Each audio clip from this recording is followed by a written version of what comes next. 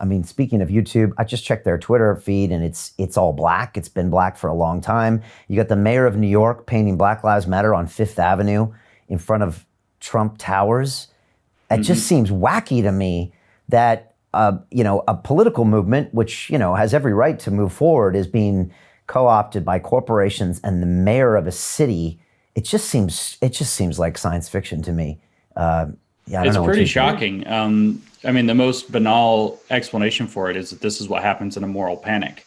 So if you get enough people super sensitive to a particular narrative, and then you end up having the kind of flashpoint piece of evidence that seems to confirm it, you can often spark a moral panic that, our society is indelibly corrupt, whether it's sin and now we have to root out witches, whether it's, being in league with the devil and now we have to do whatever that takes, whether it's we're indelibly racist. I mean, this narrative has been being pushed very vigorously, again, all throughout our education system, strongly through our media, especially since Trump got elected.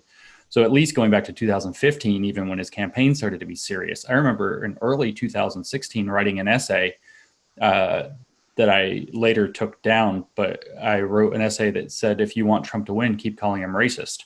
And because it sets such a low bar, he just has to cross like plausible deniability of not being a racist. And well, there's nothing wrong with him then. So even then, this narrative has been being pushed so vigorously that it's basically, if you want a metaphor, you can think of it as laying, pine needles and dry tinder everywhere. And then you end up with a killing of a black person by a white police officer, and the spark lands in the tinder and the country goes up in flames. That said, a number of the people who we have in elected office, the mayor of New York City probably among them, have deeply imbibed upon this ideology. You can see that even more particular, not just with the way that de Blasio is working with, say, Richard Carranza to remake the New York City school system completely in line with this ideology, but you see it also in the recent decision by the California state legislature, which voted to bring it up to a vote, I think, by the population of California in November, to remove all of the anti-discrimination verbiage from their state constitution, so that it's no longer California unconstitutional to discriminate, because they want to be able to enforce positive discrimination for their favored groups, which will also by default include negative discrimination against groups that they will define as dominant or unprotected. So this is, I mean, a lot of people have taken this up and they now see it as a moral emergency. With corporations specifically, I keep getting emails from CEOs and CIOs and COOs, all these different people in the C-suites that are telling me, well, we don't know what to do, but we know we have to do something because anybody who isn't doing something looks terrible. So it's moral panic speech.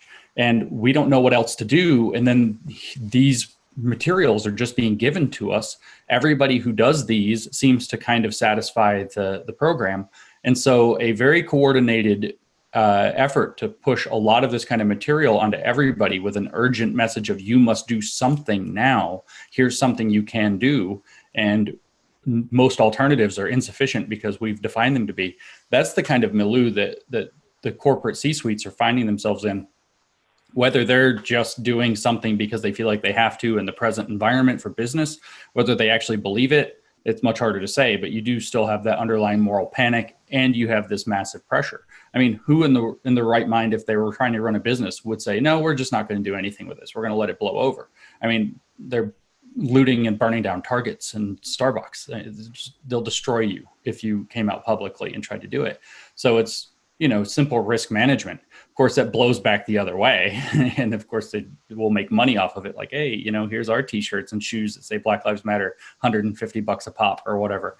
So it's really kind of this bizarre, perverse set of incentives that's all kind of coming together at once. But again, it's the language of moral panic. It's the language of people who are out of control and knowing they have to do something and not knowing what to do.